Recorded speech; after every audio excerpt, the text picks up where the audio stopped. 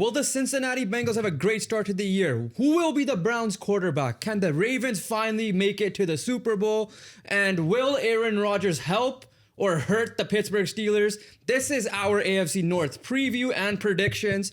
Let's get right into it. Number 4 team for me is the 4 QB Cleveland Browns. I have them at a 3-14 record. And that seems a bit harsh, not going to lie. But this team's quarterback situation is probably one of the worst in the NFL, next to the Saints, next to the Colts as well, which is our team. But there's a saying, if you have two QBs, you have none. They have 4. They have 5. They have 5, but one is obviously injured in Deshaun Watson. No, then they have 6. They signed Snoop Huntley as well. That's because like Dylan Gabriel went hurt as well. But technically on the roster they have. But here's the good news: Shedeur Sanders did look good in his first preseason game. It was a situation where many thought they were putting him to fail because he did not really have the reps against any of the. He did not have the reps with any of the starters or even some of the backup guys. But he went out there and he performed, right? Like again, I said it before. He should have not fell to the 5th round, period. I think he was the 2nd or 3rd best, depending on where you view Jackson Dart. I think for sure top 3 quarterback in this draft class. So either a lot of teams are going to look stupid and Mel Kiper's going to laugh in your guys' face because we know how high he is when it comes to Shedeur Sanders. But ultimately, we still don't know the answer. Who's the answer at QB at week 1? We don't even know who the answer at QB is going to be come week 10, come week 17, whatever, because we both anticipate that Joe Flacco is starting the year, unless something happens, knock on wood, nothing injury-wise or anything like that. But if Joe Flacco sucks, then they go to the next best option. We'll see who, because they're not going to carry 4 quarterbacks, right? They can't. Someone's going to get cut between Dylan Gabriel, Shedeur Sanders, Joe Flacco, Kenny Pickett. We already know the other 2 are where they are, but What's your record for them? Oh, so for me, I'm assuming they're 4th. So they're 4th place, and they have a 3-14 record as well. 3-14, okay. We both agreed. Here's the thing with Cleveland Browns, and I'm gonna say this much. I'm gonna say this much. Obviously, getting Myles Garrett back is huge, which is like massive. Drafting Mason Graham in with their 5th pick, which they traded back with the Jacksonville Jaguars. Good defensive line, decent secondary, with obviously led by Denzel Ward.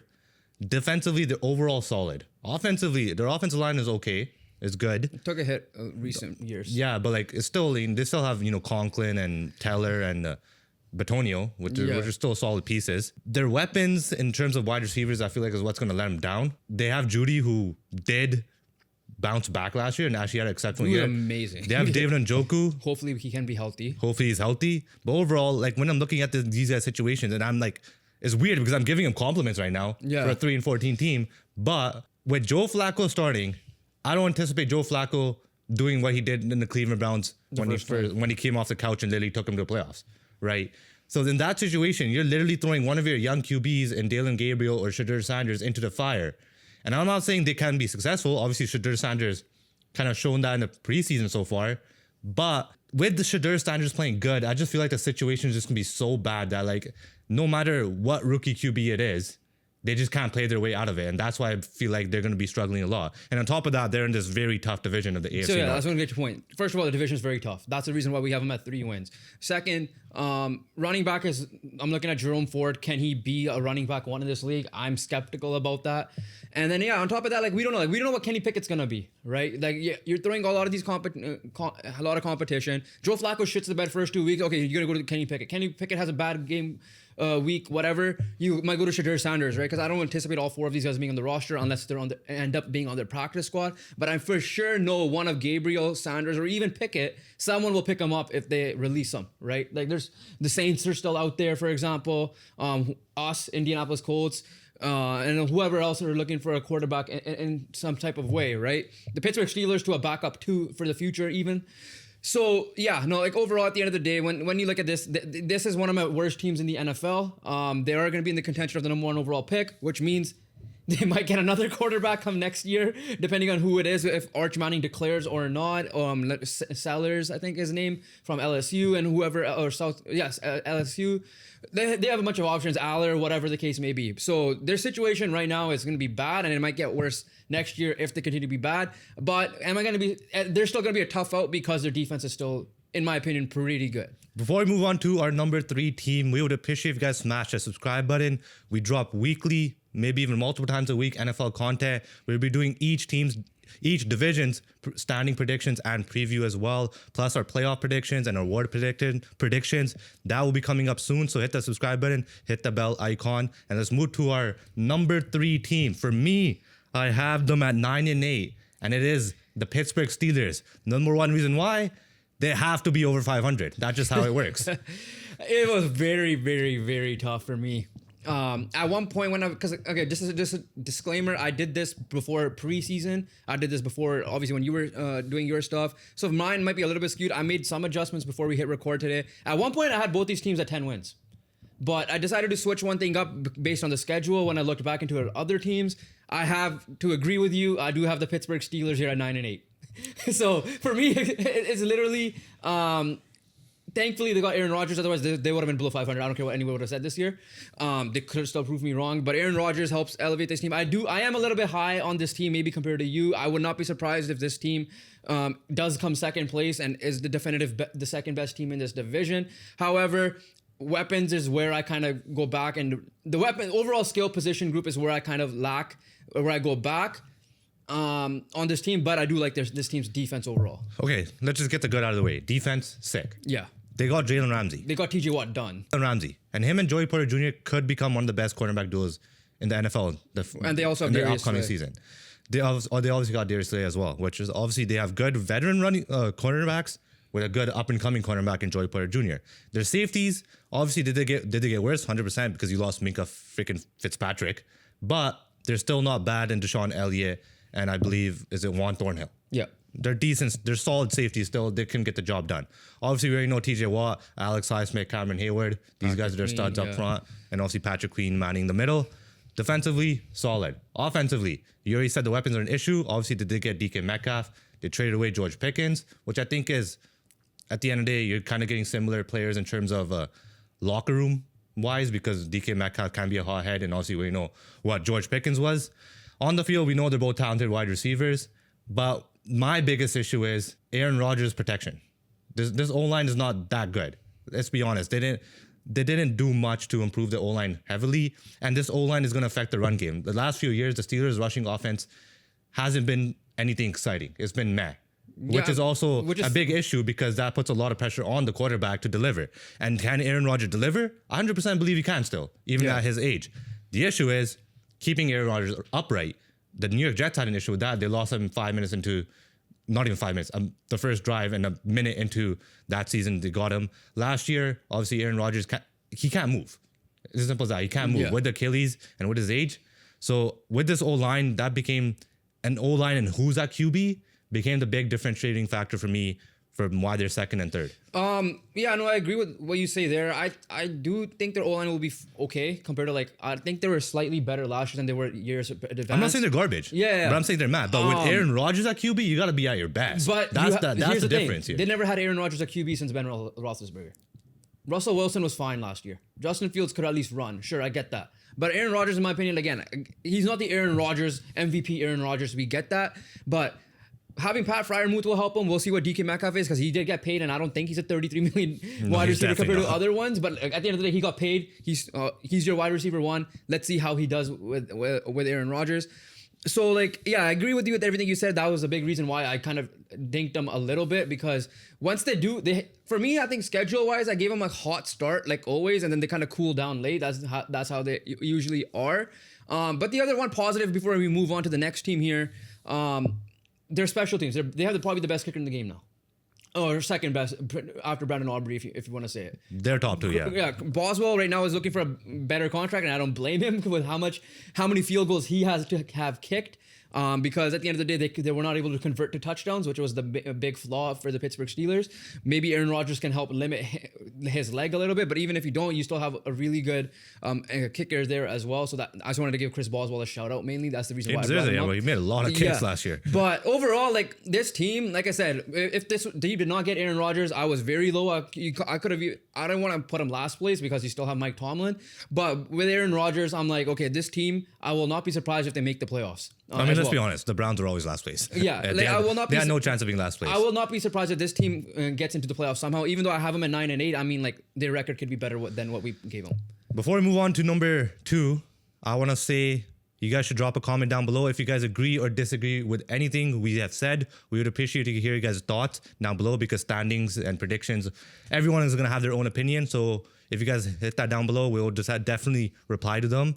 And we're going to move on. Number 2 team, Cincinnati Bengals. I feel like obviously the list is the same now here. But the Cincinnati Bengals, for me, their schedule isn't, and when I was looking at it, I felt like they could beat a lot of teams here. I gave them 11 wins. I gave them 10 wins. I have them second place as well. I give them somewhat of a hot start when they usually don't have. I gave them a win in week 1, which usually is not the case. I didn't do that. I give them a win in week 2 though, but in week 1 I flip. So I have them flipped. But like after 6 weeks, I have them at a winning record of 4-2. From what I have here, right? Which is odd. Yeah, which is not the case. Which is what hurts them late, right? 10 wins. I was very still skeptical to give them the 10 wins. I was really, really leaning Steelers second. And the two main reasons why. The drama with Trey Hendrickson, which is now the second reason is a caveat off that. If Trey Hendrickson's not playing or he starts off late, I don't know. Like, I'm assuming he's going to be in shape, but game shape, we know it's a little bit different. Their defense is shit. They're brutal defensively, which means, to your point about the Pittsburgh Steelers, can you keep Joe Burrow upright? Because if Joe Burrow is hurt, you guys are falling below the Bengals. Or sorry, the Browns, in my opinion. Here is the counterpoint to that. One, obviously, it's funny. I'm going to quickly bring this up. They actually have good quarterback depth. Jake Browning obviously did a good job there. And they also have Desmond Ridder, but obviously he's not really Desmond Ridder from the Cincinnati Bearcats. Yeah. But with Trey Hendrickson, the defense could get by. They'll survive 100%. We saw that near the end last year when this guy came back healthy and started to perform well enough just to set up the offense for success. Offensively, these guys could score 40 points on any goddamn team. As simple as that. That's how good this team is offensively. Exactly. To your O-line point, they did improve. They have Orlando Brown Jr. at left tackle, which is obviously solid. And at right tackle, they did drafted Amarius Mims with their first round pick. So they invested something, so they did something in their O-line. I have an issue mostly in their interior, which is obviously going to still suck just because the interior is the fastest way to get to the quarterback down the middle. But Ted Karras is a good center. Their guards are very iffy about them. But when I'm looking at it, they did improve the O-line. Well, obviously, a lot of pressure is going to be on that rookie Amarius Mims, which is going to suck for him because he knows that he's going to have to perform big just to keep his quarterback healthy. And if he is healthy, this team can torch anyone. Any defense, no matter if they're the Eagles or no matter if they're like the freaking Bengals defense, I guess. Yeah. But like they could torch anyone. The thing with the Bengals O-line, they tried to improve it the year after the Super Bowl and still underperformed, right? So like, who knows? Like I said, they've improved it. We got to see it now. We have to see it. Yeah. But at least I'm going to say this. They made the attempt. They did something. Yeah, fair. They definitely did something. But my point still, that's where my concern lies on the offensive side is mainly that O-line. If Joe Burrow can stay healthy this year, he's probably MVP frontrunner if this team gets to the playoffs because their defense is that bad, in my opinion. Especially if Trey Hendrickson's not there. Then if Trey Hendrickson's not there, it's very tough for me to even give him 10 wins. But I believe that, like, at the end of the day, and then a lot of your cap being on your 2 receivers, and obviously Joe Burrow, that's going to hurt them a little bit because Trey Hendrickson wants to get paid. The drama with Shamar Stewart was strange. You started his development a little bit later than normal, which is kind of stupid in my opinion as well. But at least you got him locked up and signed. He doesn't need to enter the draft next year. But yeah, this Bengals team is kind of volatile in that sense. I could see them challenging for the division, or I could see them being middle of the pack, assuming Joe Burrow stole their quarterback. If Joe Burrow's not their quarterback, then obviously below average. This is like the best way I could describe the Bengals is like if they're hot, watch out. Like simply because they're not going to slow down if they get hot. The only issue is because of their slow starts, they take their time to get hot. And last year they got hot.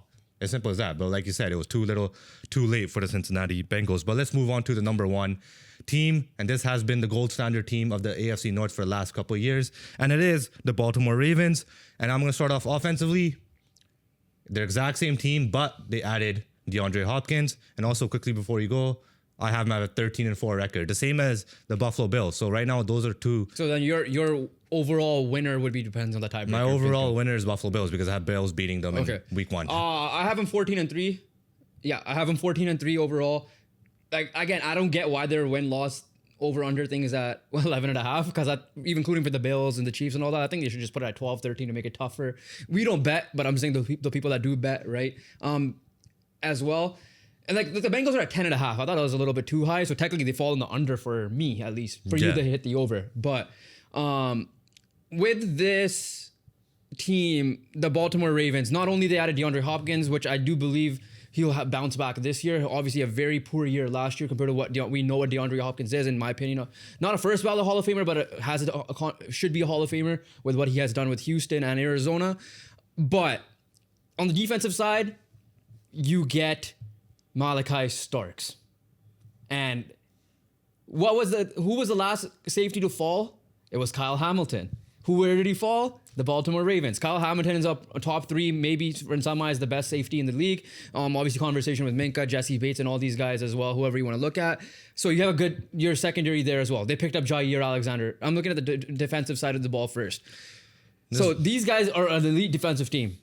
Offensively, elite offensive team as well, right? Obviously, I'm hoping for Mark Andrews to be a consistent tight end through the whole year and then make the catch when he needs to, but we're focused on the regular season at the moment. Yeah, no, overall, like this Ravens team, like I said at the beginning of this intro clip, can they finally get over the hump and get to the Super Bowl, let alone win the Super Bowl? This Ravens team the same. Yeah. And they just added. One thing I'm going to be upset is obviously Jair Alexander leaving the Green Bay Packers. We're not going to hear the pack is back anymore. So I wonder what his catchphrase... The flock is back. It's kind of similar. I wonder what his catch is. Yeah. The flock is back. Let's just say nothing's gonna top Pack is back. Yeah. But let's see what he comes up with. You brought that part. I know. But let's see what he comes up with the Ravens there. Yeah. I'm gonna bring up this one point, which is so weird to say. For the first time in a preseason, entering a season, the Baltimore Ravens have a question mark at kicker. Yeah. We all know what the situation with Justin Tucker is. He got released. There's the whole all the alleged lawsuits that were against him for assault and stuff like that. So yeah, they drafted a kicker. His name's Tyler Loop. The fact that you drafted a kicker means that he should be good. Usually kickers don't get drafted in general. So we'll see how he ends up doing. Yeah, so that's so another kicker talk here. I guess that's gonna be their biggest question mark. It's the Ravens. They're a gold standard team. I'm sure they'll be fine. I'm sure they drafted the right guy. If not, they'll figure it out in general. But yeah, that's the fact that that's their biggest question mark. And after all these years, that's their biggest question mark. For the regular season. Obviously, we know that in playoff, they have question marks. Yeah. Regular season wise, like Lamar is going to be in MVP conversations. Derrick Henry's going to be in OPOY conversations. Maybe even MVP conversations. Who knows? But like overall, like I don't know what else to say about this team. So we'll just leave it there. I have them at 14 wins. For me, I believe that's my best team in the AFC. I want to double check that. Where's my Chiefs? They're tied with the Chiefs, so I don't know who my win-loss for that is actually at the moment. But that's a spoiler for the AFC West video. But for me, yeah, like at the end of the day, their biggest thing comes down to the playoffs time. That's all it comes down to for me. Regular season, there should be a playoff lock every year. Yeah, 100%. So that wraps up our AFC North predictions. Comment down below if you guys agree or disagree. We'd love to see your guys' standings in the comments down below. The video popping up to my right is our AFC East predictions. I almost forgot. Our AFC East predictions, that's where we predicted the Bills.